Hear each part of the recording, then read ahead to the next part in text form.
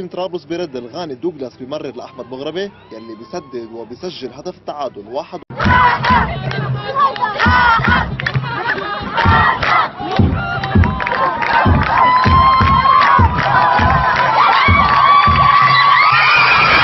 فريق طرابلس عم بنشوف بالاعاده الرأسية من احمد ياسين، اللمسه الرائعه من احمد، اللمسه الرائعه من فهذا السلام يمكن الكره اصبحت بعيده عن متناول لاعبي طرابلس. صحيح كانت الامور مختلفه بالوقت. هناك رأسيه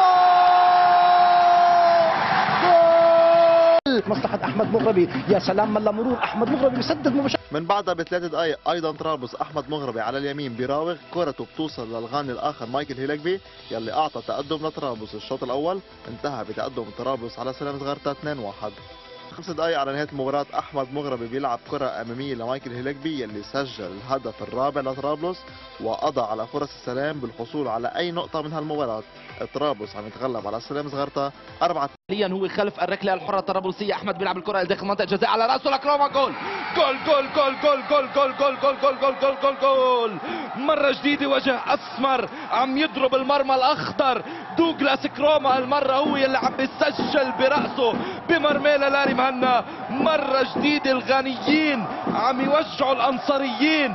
دوغلاس كروما هو اللي عم بيسجل الهدف الثاني وبأي طريقة برأسية لبل بقذيفة بشباكه للاري مهنا. الكرة كانت من أحمد مغربي رح تشوفوها بالإعادة وفرحت جمهور طرابلس من عاصمة الشمال إلى الجبل إلى بحمدون. وصلوا تيتابعوا طرابلس مثل ما تابع دوغلاس الرأسية بمرمى للاري مهنا. هدف صعب إنما هدف جميل، هدف ثمين. طرابلس مرة جديدة على الخط الصحيح، مرة جديدة طرابلس على الطريق الصحيح، مرة جديدة باتجاه مسرح المباراة النهائية. أحمد مغربي بالتمريرة العرضية بالركلة الحرة العرضية ودوغلاس بالرأسية داخل الشباك الأنصارية. طرابلس 2 الأنصار 1. الأمور أصبحت أصعب وأصعب على الفريق الأخضر يلي فجأة يا محمود لقى حاله متأخر بهدفين بعد ما كان تقدم بالمباراة مع دوغلاس أمام فرصة مضاعفة النتيجة. دوغلاس التسديد من يدي لاري مهنا. شو عم بيصير على ملعب بحمدون؟ طرابلس كشف عن وجهه الهجومي الحقيقي وسجل بمرمى الأنصار مرتين. الأنصار مطالب بالرد السريع قبل 7 دقائق على نهاية الشوط الأول. بمباراة طرابلس النجمة نسخة طبق الأصل، يعني أحمد مغربي نفذ الركلة الثابتة بوقت مصطفى الأصعى وكأنه دوغلاس يعني فعلا نسخة طبق الأصل. دوغلاس قدر يسجل بنفس طريقته لمصطفى الأصعى. لا يعلن أول أهداف المباراة. واضح تماما أنه طرابلس متدربين كتير منيح على هيك كرات، على الكرات الثابتة، على التمركز بين اللاعبين. على كل حال المباراة رح تستكمل بالوقت يلي فيه ركلة حرة. أحمد مغربي بيلعب الكرة إلى داخل منطقة الجزاء. جول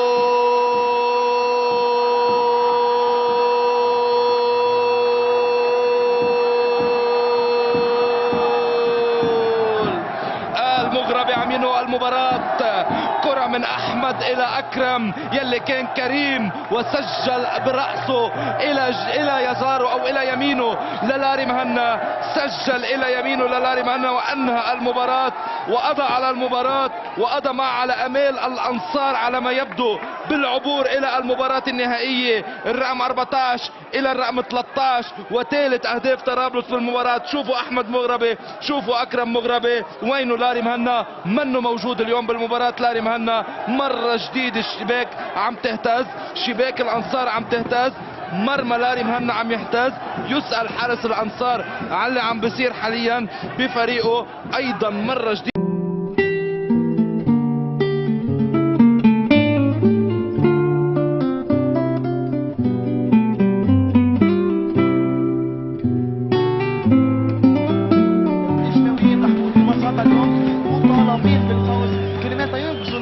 ايضا بالمقابل مثل ما انت قلت طرابلس اللي عم بيقدم واحد من المواسم الجميله جدا. كنا حكينا عن الحصان الاسود بالبطوله، لا طرابلس والحصان الابيض بالبطوله قدم كل شيء بكره القدم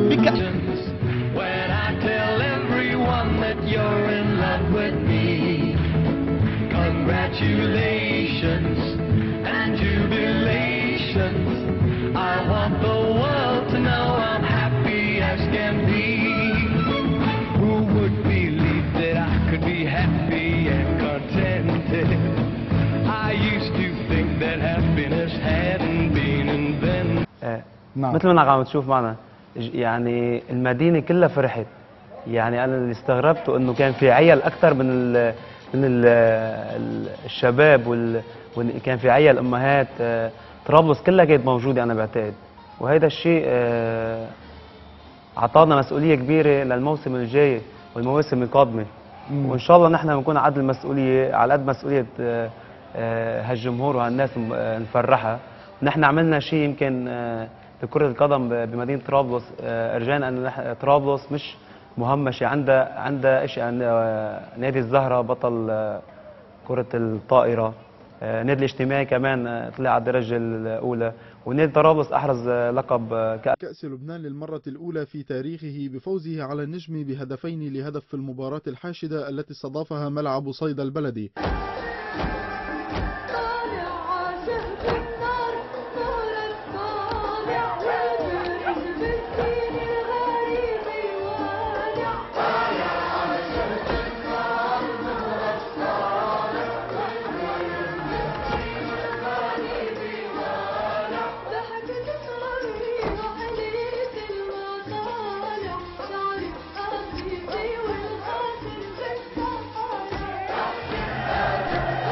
دقيقة 75 هدف التقدم أخيرا للنجمي عن طريق أحمد مغربي. هدف التقدم أخيرا للنجمي عن طريق أحمد مغربي بكرة غيرت اتجاهها بعد ما صيدا وتعادل معه بهدفين لمثلهما في مباراة مثيرة. سيطر النجمويون على شوطها الأول وتقدموا بهدفين لأحمد مغربي عند الدقيقة 11، وصيدا وتعادل معه بهدفين لمثلهما في مباراة مثيرة. سيطر النجمويون على شوطها الأول وتقدموا بهدفين لأحمد مغربي عند الدقيقة 11. احمد مغربي موجود خلف الكره. طبعا ابرز غيابات طرابلس المستمر غيابه عبد الله طالب. وليد فتوح انتهى الموسم بالنسبه له. كندي اشيا بالاضافه الى احمد مغربي راح يسدد بشكل مباشر او راح يلعب كره لولبيه لداخل منطقه الجزاء. فعلا بيلعب كره اللولبيه لداخل كره اماميه بلال مطر. بيتر كوارتينج تدخل عم بيكون حاضر من احمد مغربي. زائد الامكانيات البدنيه الهائله. قال ابو بكر المال الكره حاليا والتسديده مباشره انما بعيده عن المرمى. حاول غازي الحسين التسديد في المباراه عم بتزيد دقيقه واحده من الوقت المحتسب بدل عن ضائع. ده الشوط الاول. كره طويله ومقطوعه ايضا لعند محمود الزغبي. محمود بمر عم بيقدم شوط جميل ولكن تمريرته هالمره كانت طويله. مع احمد مغربي عم يقدم شوط كبير صراحه. مش بعيده على احمد مغربي يكون بمركز قلب الدفاع ايضا. كنا عم نحكي انه احمد مغربي من اللاعبين اللي فيهم يلعبوا بهالمركز. هذا هو الكره لعند حسن المحمد بفضل يلعبها طويله لداخل منطقه الجزاء. نزيه اسعد عم يخرج خطا مجددا وممكن جول جول جول جول. دفاع طرابلس ومحاوله لبناء هجمه. احمد مغربي كندي اشيا. مغربي من لمسه 1 2 الثالثه وين؟ ديفيد اوبوكو عم ياخذ كل وقته. انما اوبوكو بخلي الكره مع طرابلس بتروح لعند فايز شمسين احد ابرز المتحركين بالمباراه من الطرف الايسر. فايز بينطلق ممكن يلعب العرضيه عن ابو بكر المال. تاخر فايز ولكن ما زال عم بيمر بيلعب العرضيه داخل الشباك. جول جول جول جول جول. ابو بكر المال وضع الكره داخل الشباك من بعد ما مر فايز شمسين بالدقيقة 10 من الشوط الأول. فادي العمري ورجاله عم بيتقدموا بملعب صيدا البلدي. أبو بكر المل داخل الشباك. أكيد رح نشوف بالإعادة خطأ كبير بدفاع الصفا بالتأكيد. شوفوا على وجوه لاعبي الصفا الحزن والأسى. الكرة حاليا تبقى مع طرابلس. أحمد مغربي بيعكس الكرة لعند كندي أشيا بمنتصف الملعب. كندي معه سعد يوسف. فضل يلتف ويلعب الكرة لعند أبو بكر المل المتحرك الدائم. أبو بكر بيلعب التمريره. احمد مغربي معه حمزه علي بيلعبها لعند حمزه ولي ممكن يصنع الخطوره. اللاعب السنغالي التمريره داخل منطقه الجزاء ومجددا الكره. ما بعرف لاعبي الصفا شو عم بيصير معهم داخل منطقه الجزاء. اللمسه الاخيره وما قبل الاخيره عم بتكون غائبه باول 24 دقيقه. الكره حاليا الى خارج ارض 3-0. بتمر هيك انواع من هالمباريات يعني فحتى لاعبي طرابلس والمدير الفني واشد المتفائلين بطرابلس ما بيتوقعوا هالتقدم على بطل لبنان باول 27 دقيقه ب3 اهداف. على فكره يعني 3 تسديدات فقط. هي ثالث تسديده على الخشبات الثلاثه. ثالث تسديده عندي كرة عم تكون خاطئة بتعود لمصلحة طرابلس. طبعا المهمة كتير صعبة على الصفويين بالشوط الثاني. سعد يوسف بيلعب كرة طويلة للأمام لضرب الخطوط. الركنية المنتظرة بتلعب لداخل منطقة الجزاء، ما بتمر عن الجميع، لا ما بتمر حتى عن حارس المرمى. بيقطع الكرة أحمد تكتوك بعيدة لعند أحمد مغربي. أحمد مغربي مجددا بعيد الكرة لعند كردي أشيا، بيلعب الكرة العرضية الأمامية وهيدي الرأسية. الخطورة الطرابلسية أصبحت واضحة بهاللحظات مع أبو بكر المل. بيحاول يستعمل مهاراته، بمر أبو بكر المل بيحاول الغاء اللاعبين. شوفوا بدنا تمريره كان عم بيحاول يلعبها ابو بكر المل باللقطه الاخيره، انما الكره بتعود ايضا لعند كندي اشا. بيلعب تمريره ليضرب الخطوط الدفاعيه النجمويه. بالمره الاولى ما بينجح، بالمره الثانيه ممكن دافيد ابوكو بيسدد جول.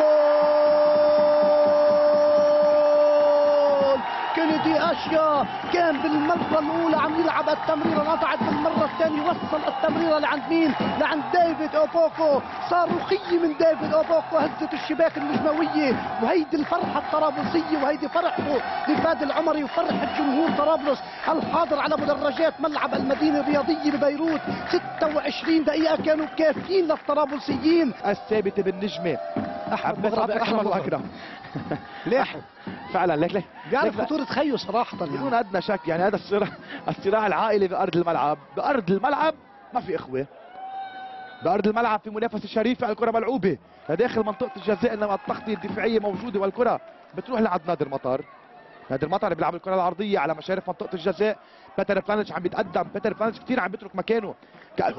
ابو بكر المل بهدوء بيلعب التمريره، ممكن تضرب الدفاع ولكن التكتوك خرج على الكره وعمل الترويض ولعب التمريره بكل هدوء. التكتوك يعني كنت توقعت خروجه كان سريع للتكتوك، توقعت انه يخطئ بالترويض، ولكن التكتوك اصلا هو لاعب، هو اصلا حارس مرمى ولكن بدا مسيرته كلاعب. يعني التكتوك عنده امكانات كلاعب.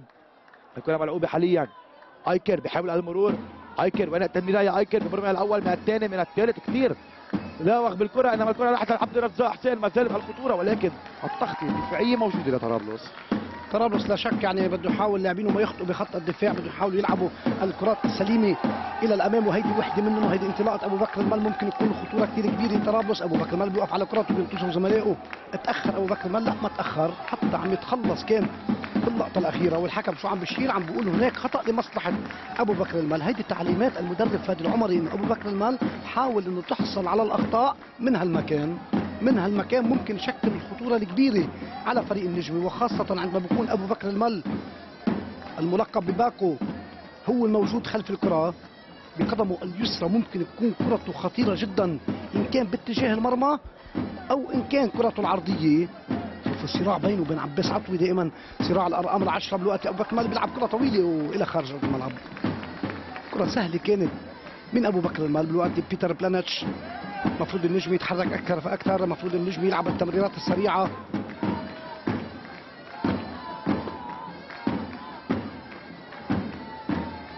النجمي المتاخر بنتيجه 0-1 والروح الرياضيه العاليه نشوفها بالجهه المقابله. قصة اصابه سعد يوسف الموجود على ارض الملعب. شوفوا فايز شمسين ملا تمريره بكعب القدم، وهيدي الكره العرضيه، انما الكره كانت الى خارج. بعد اللقطات عم نشوفها هذا ابو بكر المل بمنطقته. ابو بكر المل عنده مهمه دفاعيه من دون ادنى شك. اغلب اللاعبين الاطراف المهاجمين يكون عندهم مهمه دفاعيه. واحد منهم ابو بكر المل، واحد منهم ايضا من جهه النجم حسن محمد. هذا هو المدرب فادي العمري. على فكره فادي العمري واحد من المدربين يلي درب بغانا، درب عده فرق غنيه ما بين عام 2006 وعام 2010. على فكره حتى يعني فادي العمري هو كان صعد بطرابلس الى الدرجه الاولى. محبوب كثيرا فادي العمري من قبل اللاعبين الطرابلسيين، الجمهور الطرابلسي وايضا الجمهور الاجتماعي وايضا النادي الاجتماعي اللي كان هو اصلا درب الاجتماعي.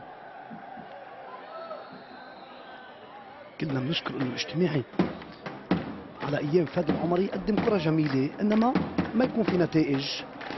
تحيه للصليب الاحمر اللبناني الموجود في ملعب المدينه الرياضيه وايضا موجود بكل ارجاء لبنان.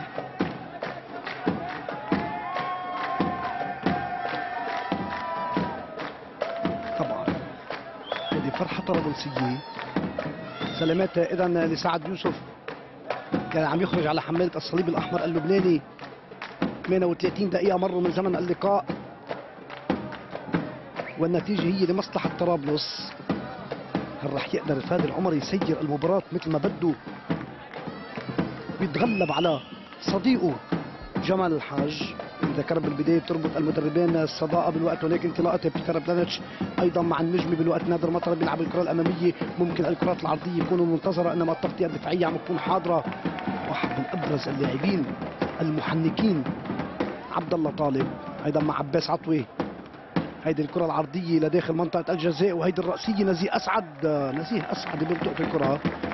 على الرغم من تدخل أكرم مغربي، جمهور النجمي اللي بدأت يعني طبعا أعداده تزداد أكثر فأكثر، متفائل إنه فريقه يعادل النتيجة، وإنه الجميع بيعرف إنه مباراة اليوم صعبة على النجمي. هيدي كرته العرضية لنادر مطر، وهذا التدخل كان من أكرم مغربي.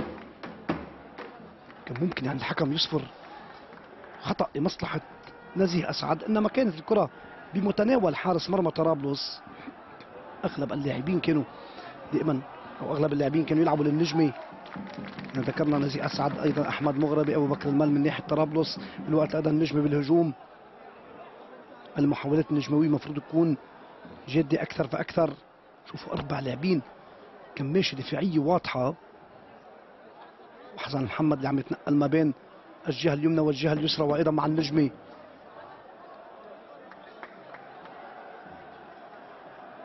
هذا مع محمد مرقباوي، بيخسر الكرة محمد مرقباوي، بتعود الكرة طرابلسية مع غازي الحسين. أيضا الكرة اللي عند غازي الحسين يعني بنفس الأسلوب. صراحة اليوم المدرب فادي العمري عم بيواجه النجمي بنفس أسلوب المدرب جمال الحاج. التمريرات القصيرة طبعا بعد التمريرات الطويلة، بكل 5-6 دقائق ممكن نشوف تمريرة طويلة أمامية. اختصار المسافات ببعض الأحيان أمر كثير مهم، مثل ما عمل مثلا يوم أمس هيثم فاعور وحسين دقيق. تمريرة كانت من قلب الدفاع. هيثم فاعور كل اللي تابع المباراة بيعرف عن شو عم بحكي. هدف رائع كان لحسين دقيق اللي انسلم من خلف مدافعي الأنصار، إنما النتيجة كانت انتهت أنصارية ب4 أهداف مقابل هدفين. خسارة أولى للعهد، والأنصار على السكة الصحيحة. هل النجم رح يكون على السكة الصحيحة؟ الغريم التقليدي للأنصار. أيضا مع أحمد تكتوك، دخلنا على الدقيقة 41. أيضا مع قاسم الزين. في آخر اللاعبين عم بيكون عباس عطوي. أيضا مع قاسم الزين. مجددا حسن محمد بيعيد الكرة الخلفية، بناء الهجمة من الخلف بالنسبة للنجم. عباس عطوي آخر لاعب عم بيكون موجود بهاللحظات. بيتر بلانش بيروح يعمل الزيادة العددية على الطرف الأيمن، إنما هيدي الكرة بتعود أو بتروح يعني عبد الرزاق حسين بيحاولوا مرور تنقطع من أحمد مغربي. هيدي كرة طويلة من أحمد مغربي ممكن توصل لعند أبو بكر المال، بتوصل الكرة كنترول مميز من أبو بكر المال، بيحاول يمر بمواجهة بشار المقدار. الرزاق حسين بيلعب العرضية، وين الرأسية نجموية داخل المنطقة. عباس عطوي بيسدد، ولكن التغطية الدفاعية موجودة. عباس عطوي كان ممكن لو مرت الكرة واللي نعرفه فيه دائما مع الاجتماعي بالموسم الماضي. وهذه الكرة العرضية خطورة نجموية، عم نشوف بالإعادة. هل هناك شيء داخل منطقة الجزاء؟ الحكم عم يأمر متابعة اللقاء. هيدي هجمة طرابلسية بالهجمة المرتدة. إذا أحمد مغربي، أحمد مغربي هو المتقدم على شقيقه اليوم. يعني من حوالي 3-4 دقائق طرابلس عم بيسيطروا على الكرة من خلال يعني الكرات الثابتة والأخطاء، رميات التماس. هيدا أمر كتير مهم عندما بيكون الفريق متقدم بنتيجة 1-0. وهيدي الكرة العرضية المنتظرة. الأمام في كرة عرضية، الكرة بتروح خلفية. أيضا أحمد مغربي من دون أخطاء إلى حد الوقت بيحاول يلعب كرة بمكان قصير جدا، ممكن يختصر المسافات. بيلعب الكرة الأمامية لداخل المنطقة، ممكن خطأ من نزيه أسعد. لا، نزيه أسعد ما بيخطئ. بتعود الكرة أيضا طرابلسية. كندي أشياء بيعيد الكرة الخلفية، وهيدي كرة طويلة للأمام. ايضا مع ابو بكر المال عند حسن محمد بفضل يلعبها طويله لداخل منطقه الجزاء. نزيه اسعد عم يخرج، خطا مجددا، وممكن جول جول جول جول. يعني رقابه رح تكون لصيقه على ابو بكر المال. طبعا منا مان تو مان، يعني الامور رح تكون مختلفه. الرقابه كنترول، الترويض بالصدر. وين العرضيه يا نادر؟ نادر بيمر، وين تسديده بيسدد الكره، انما موجود مجددا احمد مغربي. احمد مغربي على كل الكرات بداخل منطقة الجزاء. نيكولاس كافي بيحصل على خطأ نيكولاس كافي. أبو بكر المل من هالمكان. على كل حال أحمد مغربي قادر على التسديد، أيضا في الشمسين قادر على التسديد بقوة. مين اللي حيصنع الخطورة؟ على مرمى ربيع الكاخي. احمد بيتركها لفي الشمسين، بيسدد، لا بمرر جميله جدا. والعرضيه احمد مغربي بيلعب العرضيه الرأسيه من كندي اشيا، ولكن مرت الكره. كندي اشيا مش هو متخصص الكرات الرأسيه، كل الكرات العرضيه عم بتروح لاقصر لاعب بالملعب. بذكرني بسي الشيخ لاعب النجمه، وعلى هالمرمى بالتحديد كان سجل واحد من اهدافه الرأسيه بمرمى طرابلس. بوقتها كنا عم نقول معناتها المشكله بكندي اشيا. ممكن تكون بكندي اشيا الكره الرأسيه. يعني حتى حسن محمد سجل برأسه يعني بالاسبوع الماضي. صحيح. بوقتها كان المدرب تيو بوكر. احمد مغربي على تنفيذ الركله الثابته، رح يلعبها طويله. اكرم مغربي على مشارف منطقه الجزاء، محل من موجود في الشمسين. ابو بكر المل الطويل، ايضا احمد دياب. مصطفى القصع واحد من الحلول ممكن تكون داخل ارض الملعب، ايضا روني عزار. احمد مغربي بيلعبها، نادر المطر بيقطعها هجمه مرتده، ممكن يلعبها للامام لعند اكرم مغربي، ولكن تاخر نادر المطر بلعب الكره للامام وعم بيكسب خطا او لمسه يد. بيقول الحكم مصلحه النجمه. طبعا يضع الكره خارج ارض الملعب. الدقيقه الاخيره من الوقت المحتسب بدل عن ضائع. قدم مجهود كثير كبير اليوم احمد مغربي.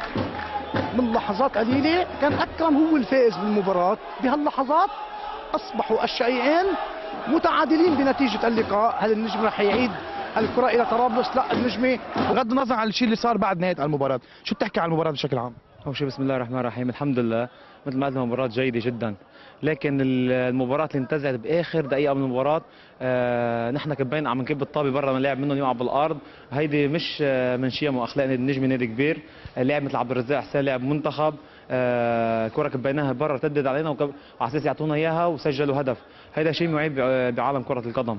نحن بنتمنى من كل جمهورنا ما يزعل، فريقنا قدم مباراة كبيرة، ان شاء الله نحن على السكه الصحيحه رغم الخساره اليوم، وبتمنى من الفوتبول اللبناني يتطور ما يرجع لورا بقى. وبدي اقول كلمه للاسف يعني اللي صار بارض الملعب ما لازم يصير نهائيا، وان شاء الله خير فريق طرابلس على السكه الصحيحه.